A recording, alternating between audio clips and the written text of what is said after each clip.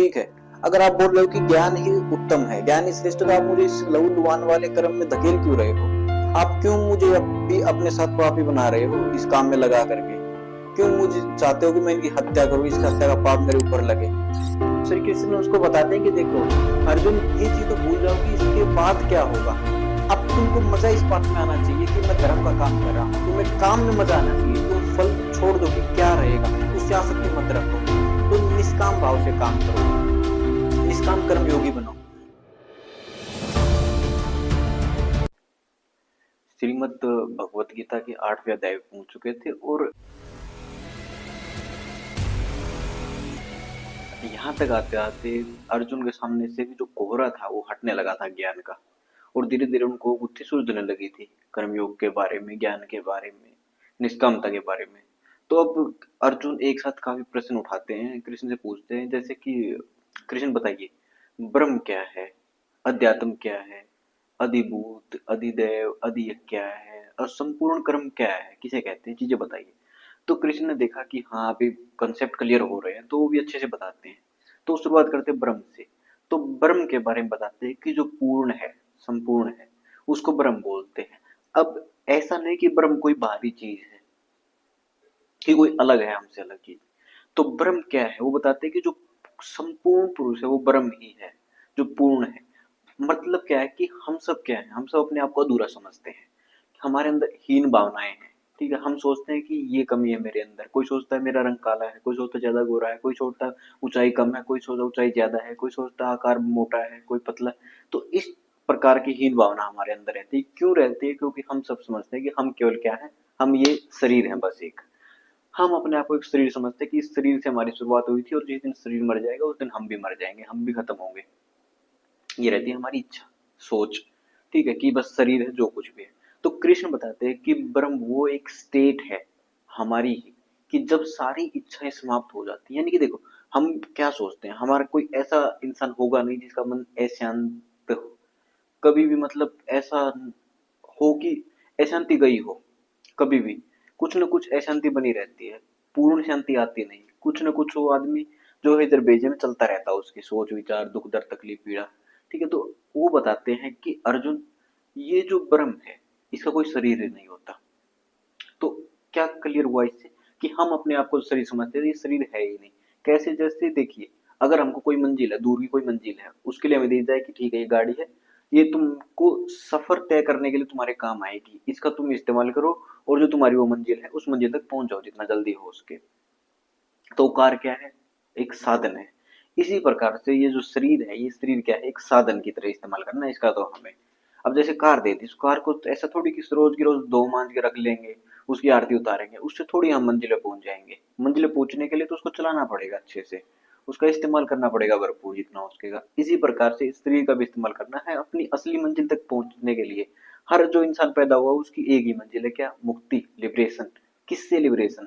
जो हमारी बॉन्डेज है उनसे, जो हम बेड़ियां अपने साथ लेके पैदा हुए उनसे हमको मुक्ति चाहिए, फ्रीडम चाहिए, लिबरेशन चाहिए। तो इसका शरीर का इस्तेमाल हमको पूर्ण रूप से करना है उस मुक्ति को पाने के लिए। इसलिए इसको बताया गया है कि तुम शरीर नहीं हो, शरीर तो एक साधन की तरह तुम्हें इस्तेमाल करने के लिए मिला है, इसका इस्तेमाल करो। जैसे तुमको कार का इस्तेमाल करना था, ऐसे ही इसका इस्तेमाल करो शरीर का, मुक्ति के लिए। मुक्ति मतलब क्या होती है कि वही बात है कि कोई भी बाहरी चीज आकर के मेरे ऊपर प्रभाव ना डाल सके, मुझे अंदर से झिझोड़ करके ना रख दे। वो चीज कि बाहर कोई आदमी मुझे बोल करके चला गया कि दो गालियां दे दी, तो उसकी वजह से मैं 2 दिन तक भूखा बैठा हूँ क्यों? मुझे बुरा लगा। वो होती है एक गुलामी। उस गुलामी से आजादी को ही मुक्ति बोलते हैं, कि मैं हूं बस, जो मैं चाहूंगा, मेरा मन के ऊपर केवल मेरा अधिकार है, कोई बाहरी आदमी आकर के मुझे अंदर से नहीं ला सकता। वो होती है मुक्ति, लिबरेशन। ठीक है, और भी ऊंची चीज होती है लिबरेशन। तो बिल्कुल मुक्त, पूर्ण मुक्त, जो पूर्ण मुक्त हो गए वो ब्रह्म ही है। तो ये नहीं कि कोई बाहरी चीज है या कोई अलग है हमसे, वो होता ब्रह्म। तो कृष्ण ने बताया कि जो पूर्ण है। अब उसके अंदर से जिज्ञासा ही खत्म हो चुकी है। ऐसा नहीं कि वो कुछ करता नहीं का, वो कर्म करता है, लेकिन वो नहीं कि बस मजे के लिए करता है बस। अब वो कि ठीक है काम अच्छा है, मुझे मजा आ रहा है इसलिए, और इस शरीर का मुझे इस्तेमाल करना था, मुक्ति चाहिए मुझे, वही मुक्ति है। निष्कामता ही मुक्ति है। ठीक है, क्योंकि कुछ कुछ ना कुछ तो करेगा। निष्काम कर्म किया वो मुक्ति ही है। तो कृष्ण ने बताया कि वो ब्रह्म है। मैं भी ब्रह्म हूं, तुम भी ब्रह्म हो सकते हो। ठीक है, तो ये बताया ब्रह्म के बारे में। फिर आगे चल करके कृष्ण से पूछा था अर्जुन ने, ठीक है अध्यात्म क्या है? अध्यात्म बताया था कि अर्जुन यही तो पूरा अध्यात्म ही है जो बताया अभी। अपने आप को सही काम में लगा दो, वही अध्यात्म है। तुमको पहचान होने लगे जब कि सही क्या है गलत क्या है, सही करने योग्य क्या है, करने योग्य एक ही काम है जो मुक्ति के लिए किया जाए वो सही काम है। ठीक है। और वो सही काम वाकई में सही होना चाहिए, ये नहीं कि केवल मेरे लिए सही है, नहीं वो काम ही सही है, वही अध्यात्म है। इसको पूरा समझ लिया वो कि निष्कामता क्या है, सही काम क्या है, वही अध्यात्म है। फिर आगे भी पूछ रहे थे वो अधिभूत क्या है, जो नष्ट हो सकते हो भूत ही है। ठीक है, वो भूत है जो नष्ट हो सकता है। ठीक है, और हम तो भूत है नहीं, क्योंकि हम तो क्या है, हमारी कभी शुरुआत ही नहीं हुई, क्योंकि हम शरीर तो है नहीं। अब इस शरीर रूप में जिंदा है तो लोग सोचते कि ठीक है ये शरीर है, इसका नाम ये है। अब शरीर खत्म हो जाएगा, हम थोड़ी खत्म होंगे, शरीर खत्म होगा, हम फिर विचार में होंगे, दूसरों के विचारों में जिंदा है, फिर किसी और चीज में जिंदा है। तो वो बताया उन्होंने। अधिदेव क्या बताया? अधिदेव बताते हैं कि जिसके अंदर ये सारी जो दैवीय चीजें विलीन होती है, दैवीय मतलब कि अच्छा ही, हम शुरुआती वीडियो में बता चुके हैं देव असुर क्या होते हैं, ये अपने अंदर ही है। जिसके अंदर सारी दैवीय चीजें विलीन होती हैं वो होता है अधिदेव। और यदि एक बताया कि जिसके अंदर सारे यज्ञ जाकर के विलीन होते हैं वो अधिदेव। जैसे कृष्ण बताते हैं कि मैं अधियज्ञ ही हूँ। ठीक है, जिसके अंदर सारे यज्ञ अच्छे कर्म जाकर के विहीन हो जाते हैं वो मैं ही हूँ। ठीक है। तो फिर हम जो असली सही और अच्छा प्रश्न था एक बोलता संपूर्ण कर्म क्या है। तो संपूर्ण कर्म के बारे में कृष्ण बताते हैं कि जब आदमी की सोच से, दिमाग से ये हट जाए कि इससे मुझे लाभ होगा, हानि होगी, दुख होगा, दर्द होगा, तकलीफ होगी, वो सब कुछ हट जाए, तब आती है संपूर्ण कर्म की स्थिति। संपूर्ण कर्म वही है कि मैंने अपने आप को इतने ऊंचे काम में झोंक दिया, इतने ऊंचे काम में लगा दिया कि अब मुझे मतलब ही नहीं, मुझे दर्द हो रहा, पीड़ा हो रही, सो रहा हूँ, जाग रहा हूँ, क्या कर रहा हूँ, मैं 2 घंटे की भी नींद ले रहा हूँ तो मुझे कोई तकलीफ नहीं, क्योंकि वो काम इतना बड़ा था कि मुझे नींद आ ही नहीं रही। मुझे काम में इतने ज्यादा लगा रहता हूँ, बस जब आखिरी आता थी तब जाकर के नींद आती है, वरना तो उस काम में लगा रहने में मेरा मन है कि बस लगा रहा हूँ लगा रहा हूँ। वो काम इतना ऊंचा उठा लिया, वो होता है संपूर्ण कर्म। फिर मुझे लाभ आने से कोई मतलब ही नहीं, क्योंकि भाई अच्छे काम के, क्योंकि इतनी ऊंची चीज मिल ही चुकी है, तो उसके आगे फिर छोटी लाभ आने के बारे में सोचने का क्या फायदा। वो बताया कृष्ण से। फिर ऐसे ही अर्जुन पूछते हैं कि ठीक है जो अंत समय में आपको कैसे ध्यान में रख सकता है, जब आदमी का अंत समय आता है, तो यानी मृत्यु के निकट होता है तब की बात पूछ रहे हैं कि ठीक है कोई मृत्यु के निकट है तो आपको कैसे याद रखे जब तक।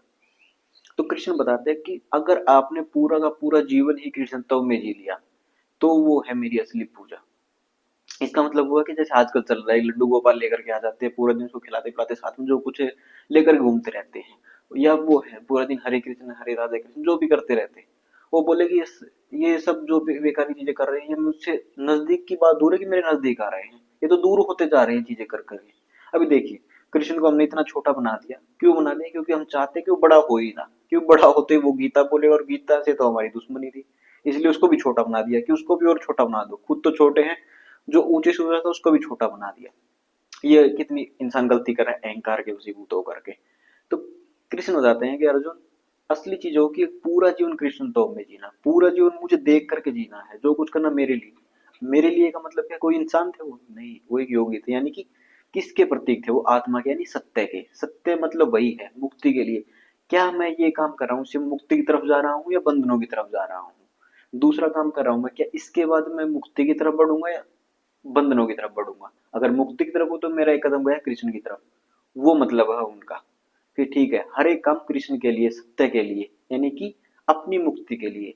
तो पूरा अध्यात्म क्या है, वो किसी दूसरे के लिए नहीं है, वो खुद के लिए है, खुद के लिए है, बस खुद की मुक्ति के लिए। कि आदमी को जिंदगी मिली है जीने के लिए, ना कि बस काटने के लिए। तो इसका भरपूर इस्तेमाल करने के लिए, ना कि सोने के लिए, बस सोया खाया इसके लिए नहीं मिली है, इसका भरपूर इस्तेमाल करना है। इसके लिए वो होता है कृष्ण को देखना, सत्य को देखना, यानी अपने लिए। पूरा अध्यात्म खुद के लिए है। बस कमी कहाँ रहती है, हम समझते नहीं ना, हमको कोई समझाने वाला मिलता। ठीक है, यही होता दुख से मुक्ति, वो ये अध्यात्म है।